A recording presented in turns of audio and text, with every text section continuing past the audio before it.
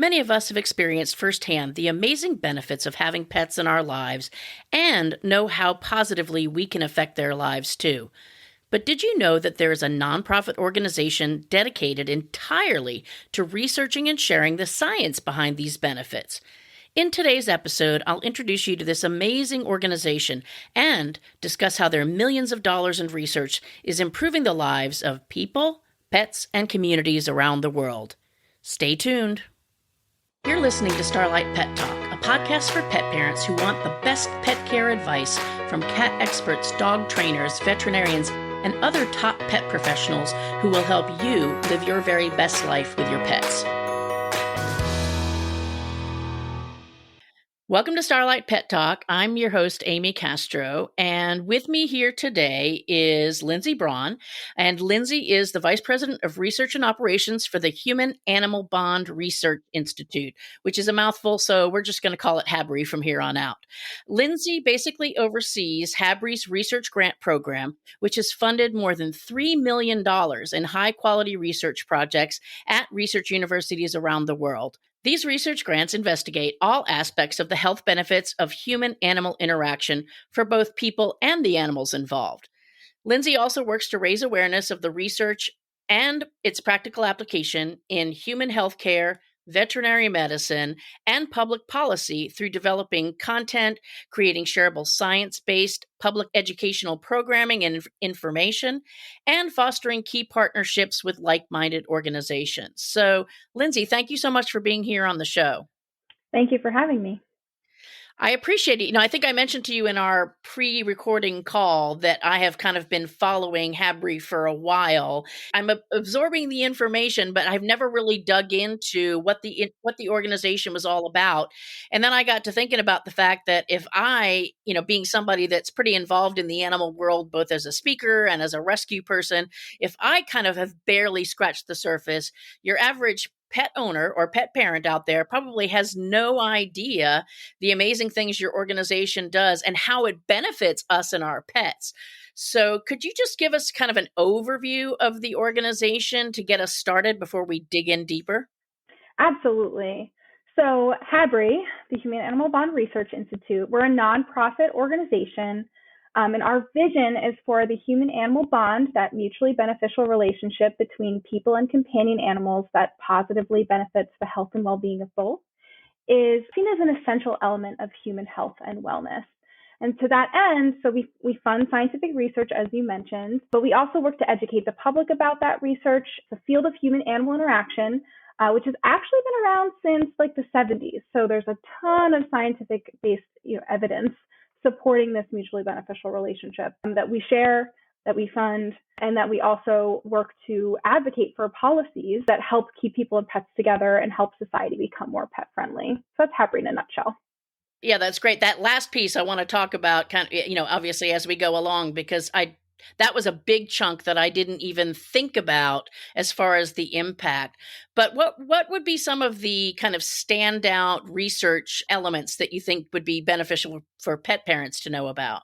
Absolutely. And I think it does help to have a little bit of an understanding of like where the research is coming from, right? So essentially, a lot of it's based on some theories. Biophilia hypothesis is essentially that humans have this natural tendency to be interested in the natural world. So we have this affinity towards nature and animals. And so it's really what drew us kind of to animals, and then domestication happened. I think 40,000 years ago is kind of when our relationships with dogs started, so they think. So it's not a new phenomenon. We also know there's some physiological things happening when we interact with pets. The oxytocin system, oxytocin is the bonding hormone that happens between mothers and babies, is actually activated when we interact with pets. For example, a study found that basically when we interact with dogs, oxytocin increases in our brains, which causes, quieting of blood pressure, a lower heart rate, a sense of calm and comfort and focus, as well as some, endorphins and dopamines are released in the brain. And then that same thing is happening in the dogs, and we're both experiencing decreases in cortisol, which is the stress hormone. So physiologically, there's things happening, and then it's all rooted in like our biological processes as well. So from that, there's a whole host of research supporting pet ownership and human-animal interaction and things like animal-assisted therapy, for example, for heart health, for mental health, for physical health. So there's research that shows that pet owners are less likely to die after a significant heart event like a heart attack or stroke, including cat owners. There's research to show that, pet owners might live longer lives. These are all associations, right? We see a lot of benefits to daily living as well. There's research to support dog walking for reduced obesity. And that also, we know, is really beneficial for the dogs as well, their physical health. And so it extends to mental health. Pets are really have found to be important sources of emotional and social support for people that really benefits overall mental health. We know that especially people with a long-term mental health condition, the sense of purpose and routine that pet ownership brings, right? You have to go out for that walk or feed that cat or, groom, et cetera. All the little daily activities involved with pet caretaking really give us that sense of, they keep us mindful, they keep people grounded and away from rumination, and really provide, a sense of purpose and meaning that lends to benefits to mental health and helps them cope with their conditions. And that's not just people with a condition, it's everyone, right? Older adults living alone. Children can learn life skills like empathy and other social skills from having a pet. It kind of runs the gamut of populations, different age groups, different types of interventions too. There's benefits to therapeutic horseback riding, but to also, we know small animals can really help children in the classroom. So it really, the field is super multidisciplinary and diverse, and there's tons of research, and I can spend most of this conversation talking about it. But yeah, happy to dive into anything in particular. And I hadn't even thought about this before, but it kind of brings up the question, is this research where you have people at HABRI that are saying, hey, this is something we want to investigate. Let's go out and find somebody to research this and we'll fund it? Or is it you're out there seeking people who are already researching things and then funding their research? I'm just curious.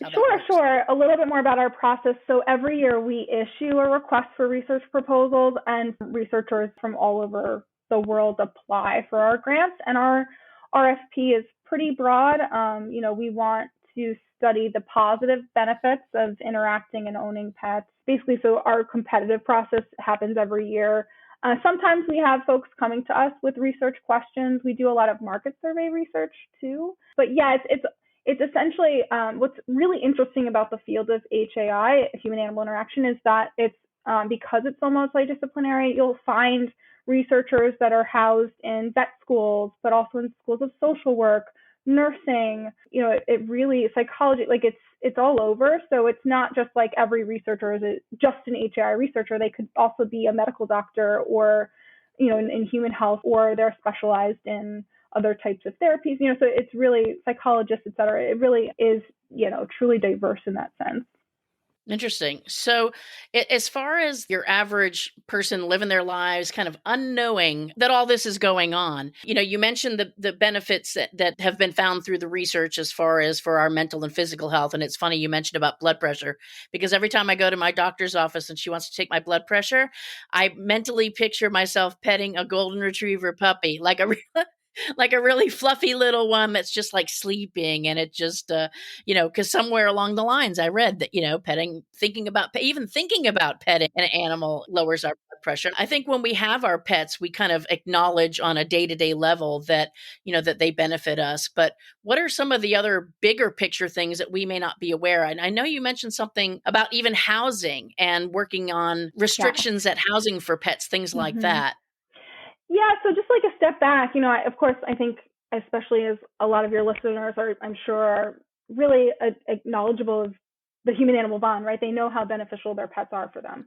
So a lot of the science is like very, they're like, oh, I knew that. That's very like confirmatory. But there's a need for the data and information, the scientific research and the published papers. Those are all very important when it comes to actually influencing policies and influencing a larger swath of society. So where we kind of also focus the research, like a lot of our partnerships we're really proud of, is things like how can we better keep people and pets together and keep that human-animal bond strong, because we know how good it is for human health and pet health. So housing is a huge, we've discovered it's a very big barrier to pet ownership. And so we have a partnership with Michelson Found Animals Foundation that we call the Pet Inclusive Housing Initiative. We fielded research. We did a large survey, a nationally representative survey of rental housing in the U.S. and the experiences of pet owners, and found we surveyed both providers like landlords and renters, and found that while a majority of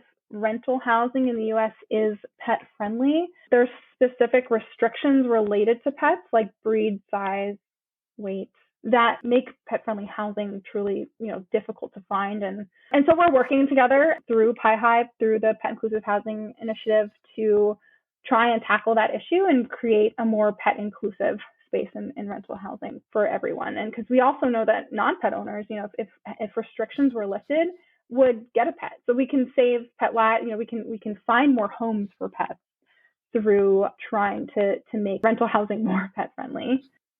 Yeah, I mean, I think that's so important because as somebody that runs a rescue, part of our application process and part of our approval of application process is following up, when people say that they live in a rental apartment or a rental home, following up with the landlord, following up with the apartment complex, finding out what their policies are. And, we don't want to say no to people, but what we also don't want, and I think I said this even on last week's episode when this topic sort of came up a little bit, is that I don't want to adopt out a puppy to somebody and then, I don't want to ever have to have an animal returned if I don't have to, but it makes it really difficult on me when, Tom decides he wants to adopt a small puppy from us.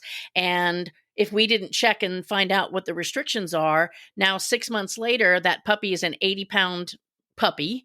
And Tom's landlord says, no way, can't have it. And then Tom wants to return it to me. And it's much, much harder for me to rehome that puppy now that it's big. And it's also heartbreaking for the person and the animal to, I raised this puppy and now I have to get rid of it.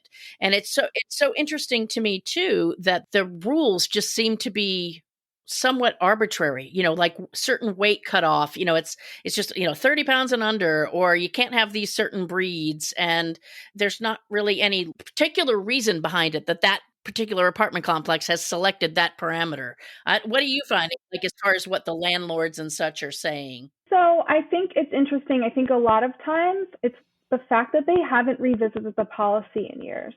And sometimes it's, you're in a situation where it's not like majority, or I don't know all the percentages, but there's a lot of large apartment complexes that are managed by bigger companies that manage thousands, if not more, units.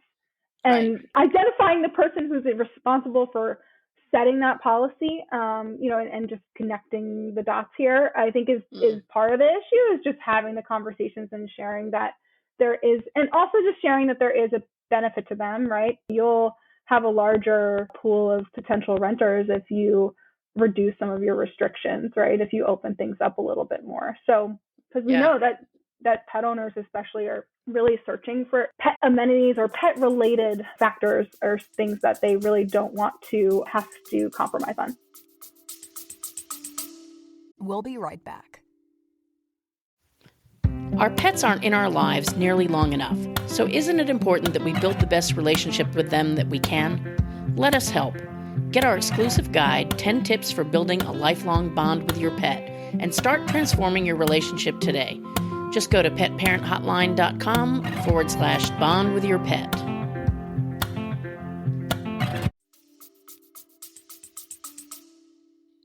Yeah. And they're looking, they are becoming more, like they will pay more and travel further if they have to when they've got a housing situation that is more amenable to their lifestyle with their pets. So I think you're right. I think there are definitely benefits. What beyond housing, anything else that we might not know about that's kind of working in our favor behind the scenes?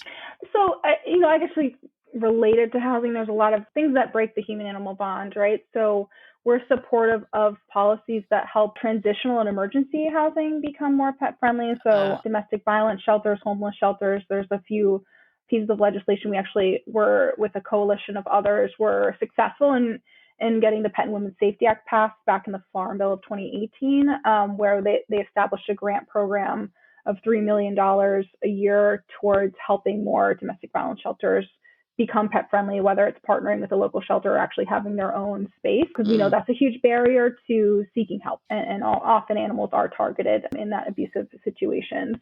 And let me just stop you for 1 second, because I want to make sure that people got that. What we're basically saying here is that not only, if somebody's in an abusive situation and they want to leave, they generally love and want to take their pet.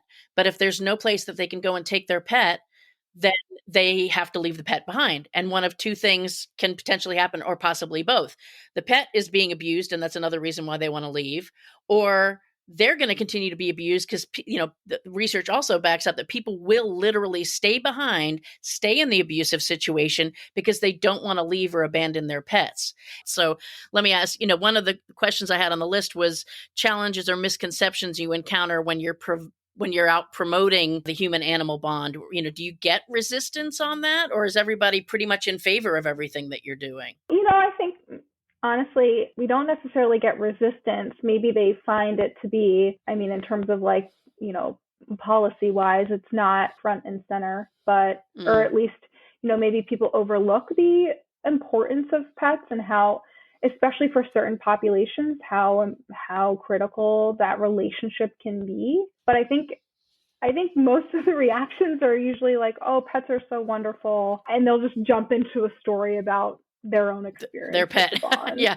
It's so fun in that regard. But it is difficult. It doesn't mean that there aren't challenges to convincing the general public, especially in human health. Like, we're trying to expand beyond just talking to basically our community, which is like those that care, that provide, the care and services related to, owning pets. Like, we get a lot of support from like the pet care community. So, those that create the nutrition and the animal health products and the veterinarians. But when it comes to talking to human health professionals or leaders in that field, I think it's sometimes a little bit of a bigger hurdle. And so one of the ways we're trying to get out there more is through our Human Animal Bond Innovation Awards program. We launched that in 2022, where we're highlighting the work that others are doing outside the pet space to honor and support the bond. We have 4 different categories. Public service, which is our most popular because there's so many wonderful programs. HABRI is not, we fund the research. We don't have like paws on the ground programming, and we don't fund that, but we want to share and support that. So that's one way we're doing that. But then also pet friendly infrastructure. So what are some cities doing great things to make sure there's dog parks or spaces for pets or something like that. And then media. So like, who's talking about the bond, reaching consumers and others, and pet inclusive culture. So looking at, what companies and organizations maybe have pet friendly policies in their work, like for their employees, things like that. So who's embodying the bond or supporting it in their work. And there's a lot of great examples, like the American Heart Association. We awarded them in 2022. They have a campaign called Best Friend Fridays, and they really try to share the research supporting pets for heart health, but also like ways to become, pet friendly in the workplace. And Tito's Handmade Vodka, they have their Vodka for Dog People program where they support rescues. Yes, we're well aware of that. Yeah, so like there's tons of people tons of others who are acknowledging how important the bond is for people and incorporating that into their own, their brand and their identity. So we're trying to really share and highlight that, to not only build relationships with others, but to just make sure people are aware and kind of gain that sort of acceptance, right? That the human animal bond is so important. It's interesting. You said you were talking about the cities and accessibility and things like that. We did an episode in our first season last year on actual service dogs and how fake service dogs hurt everybody.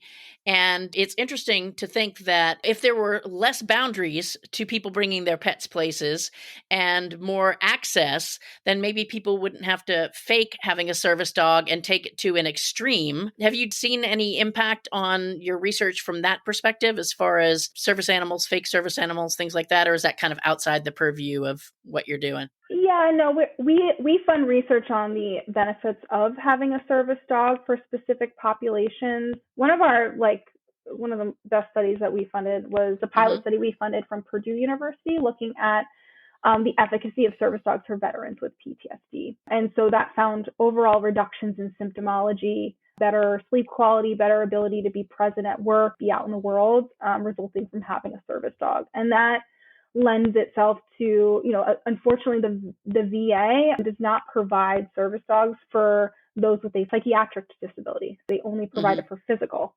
And so there's tons and tons of veterans who can benefit, especially from, having access to a service dog. And so with that research, we were able to support another bill that was recently passed that created a grant program to, essentially get to fund service dogs for veterans with PTSD. So we're getting there on that front. And that's what we're really supportive of, is greater access and widespread awareness that there are benefits, not just to those with physical disabilities. And, the other thing in that space that we generally do is try to educate people about the differences between pets, emotional support animals, service animals, and therapy animals. Some of our research, we found actually 1 in 5 pet owners say they have an emotional support animal.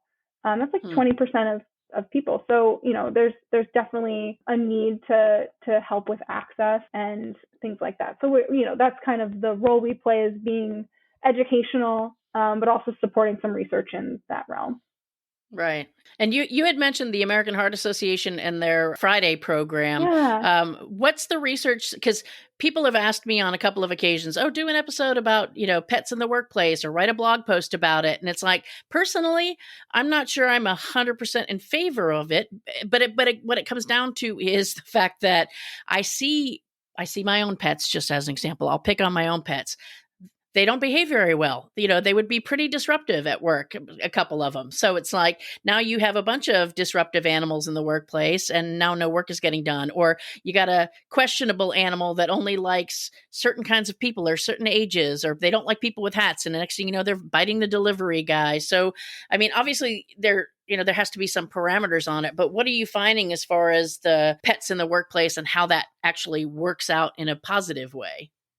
Yeah, so I appreciate the question. We actually funded some survey research with Nationwide on pet-friendly workplaces. What we were really trying to uncover was how do you define a pet-friendly workplace? And we actually were able to create different categories encompassing, pet inclusivity. So it's not just, I think a lot of people just associate it with, bringing pets into the workplace. Right. That's not always appropriate, obviously, for safety reasons and other reasons. But there's many ways for employers to demonstrate that they care for their pet owning employees. Because essentially, if 66% of U.S. households own at least one pet, that means 66% of their employees likely own at least one pet. So there's a lot, majority of their employees have pets. So you can offer pet health insurance as a benefit. You can offer time to work from home to accommodate a new pet or care for a pet that's ill or needs to go to the vet. You can offer pet sitting services. You can have days where pets are allowed in the office, or an afternoon or something like that, like the Best Friend Fridays that American Heart Association supports. And so it's like a whole spectrum. It's not just, and of course you can allow pets in the office, and there's a lot of model policies out there, a lot of things that folks can work off of that others are doing. We know a lot of our supporters' offices are pet friendly, and they have all sorts of things in place, procedures, policies, requirements. It's not a one size fits all is essentially the important thing to take away from all of that. But that we also know from that research that those who were, as more pet friendly, the relationships between bosses and supervisors were closer, the collaboration, the presenteeism, the retention of employees, that all was increased among those who had pet friendly workplaces. So there's definitely benefits to the employees and the entire, the business too, when you acknowledge the bond and support it. Yeah, that's such a good point. I hadn't even thought that it's not necessarily just about bringing your pets to work every day kind of thing. It's all those other benefits that could be made available that makes you, that would draw, and it's going to draw employees to your company, and I think increase the loyalty of those employees, because people's pets are incredibly important to them. 98% of pet owners consider their pet to be an important member of the family. Yes. So that's a huge percentage. And so to be able to offer, benefits that benefit that pet and like you said, help maintain that bond is just as important to, years ago when employers first started offering, whether it was on-site daycare or whether it was maternity leave or whatever it might be. It's a very similar thing to many people. And so it's like I said, it's going to increase loyalty to that organization, probably increase retention, and a lot of positive benefits coming from that. And I like also that you said about, that if somebody did want to create their, works, do a program where animals could come to work, that you don't have to start those policies and procedures from scratch. And it's probably a good idea that you don't, because you're going to make a lot of mistakes along the way. I can already see it happening. But if you have these models to follow that have been kind of tested and tried out, then you can at least use those as a starting point. So that's great that you have that available. Are there anything, as far as the findings and the research that you've done, are there things that I could, as an individual pet parent or pet owner, incorporate into my life to improve the bond with my pet? Yeah, no, I think, what we've actually found is that there's this link between knowledge of the science of the human-animal bond, knowledge of all those benefits, and pet care. So we know that pet owners who are highly engaged and who report really strong bonds with their pets are more likely to take better care of their pets. But we also know that those who become aware of the fact that, Fluffy or Fido can benefit their heart health, their emotional health, and their families are more likely to spend more time with their pet, take care, just better care of their pet overall, not skip visits to the veterinarian, things like that. So we try and just say, check out our website, learn about the science, share it with others, talk about it with your friends, your family, your veterinarians, your doctors and therapists. And the more we discuss it and learn about it and share it, I think that, the greater it'll just be better for everyone. And there'll be more widespread acceptance and awareness of the fact that, pets can be just part of a healthy lifestyle. And that's really what we want to get across. And that's what I think really everyone can kind of be involved in that conversation. Even if you're not a pet owner, right? You can also foster pets. Yes. Sign up here. It's a wonderful way to experience pet ownership, experiencing the human-animal bond, and also be, helping pets get adopted. We know that socialization is really important for them. So. Yeah, and without the commitment and the bills. So, that's the benefit of being a foster. You don't have to pay the bills, at least with most organizations. So, any initiatives on the horizon for the future that we should be aware of that you're working on? We're super focused right now on mental health. May is Mental Health Month. So we'll be sharing a lot of content this month around that. We have a partnership with Mental Health America, which is a national organization. We often share a lot of research with them around this time. We are supporting a lot of different research projects. We have a portfolio of 50 total that we funded, and about half of those are active. So we expect a strong pipeline of research in the coming, months, years. One of my favorite pieces of research, speaking of fostering, that we just recently published late last year is from the University of Georgia, and they were looking at the impacts of fostering a shelter cat on mental health and emotional health of older adults living independently alone.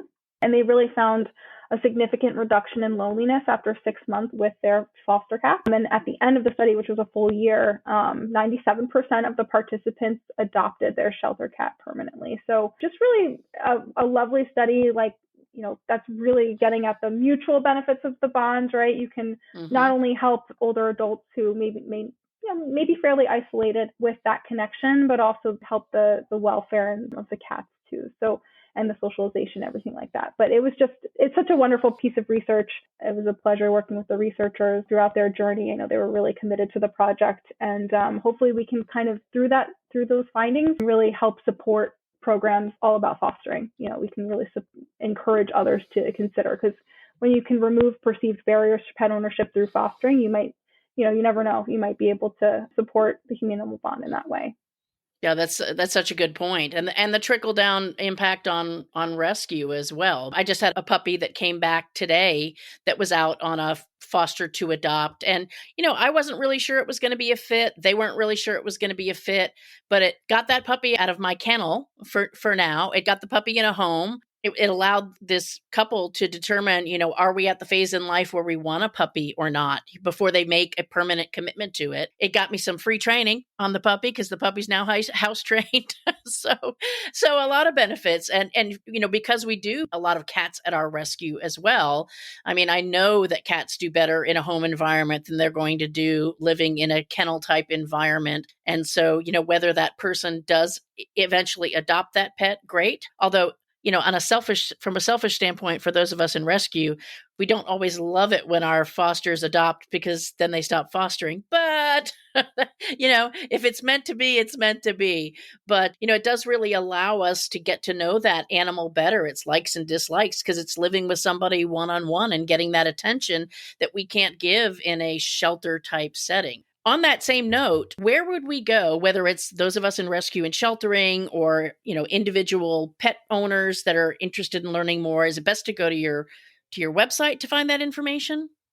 Yeah, absolutely. HABRI.org. We also are super active on Facebook, LinkedIn, on Instagram, where we post a lot of educational content. We've got graphics, infographics. We have a blog on our website. Just basically any updates on our research and just about our initiatives you can find on our site. Great. And how else can we support you and the further research of this human-animal bond? Thank you for asking. I think just learning more about the research that we fund. Obviously, we're always accepting donations. That's pretty prominent on our website if you visit, and very grateful. You could also sign up for our newsletter. That's also on our website. Just go to HABRI.org. Every week, our president, Steve Feldman, issues a nice little message. We have some relevant articles, just sharing the goings on of HABRI, but also just our greater universe and, the updates on the research anytime we have something published or anything like that. So it's a great way to stay connected to us as well. Great. Any final thoughts, points that you want to get in that we didn't cover? Because I want to make sure that whatever messages you want to get out there that we get in. No, thank you. I know the questions were awesome. I think we covered our research, our initiatives, our programs. Really appreciate it and grateful to our listeners for learning more about HABRI. I appreciate it. Well, and thank you so much for making the time. I'm sure you have other things to do today than be on the Starlight Pet Talk podcast, but I appreciate you being here and opening our eyes to HABRI and all of the fantastic work that you're doing. And I highly encourage all of our listeners to get out to that website or follow their Facebook page if you're a Facebook person, because there's so much on that website, that I discovered even beyond my conversation with Lindsey before we talked. There's so much research going on that's probably of interest to you that you're not going to hear about if you don't go looking for it. So make sure you check it out. Thank you so much. Oh, and one other thing is I mentioned our Human Animal Bond Innovation Awards. The nominations this year close May 20th. So if you're aware of someone doing wonderful work, whether it's an organization or an individual or a company for the Human Animal Bond, please submit a nomination. It's pretty simple, straightforward, also on our website. Okay, great. Yeah, and we'll grab some links and put those in the show notes so everybody has them. Okay, well, thank you so much, Amy, for having me. Thanks, everyone, for listening. Thanks for being here, and thanks to everybody for listening to another episode of Starlight Pet Talk. Thanks for listening to Starlight Pet Talk. Be sure to visit our website at www.starlightpettalk.com for more resources, and be sure to follow this podcast on your favorite podcast app so you'll never miss a show. If you enjoyed and found value in today's episode, we'd appreciate a rating on Apple. Or if you'd simply tell a friend about the show, that would be great too. Don't forget to tune in next week and every week for a brand new episode of Starlight Pet Talk. And if you don't do anything else this week, give your pets a big hug from us.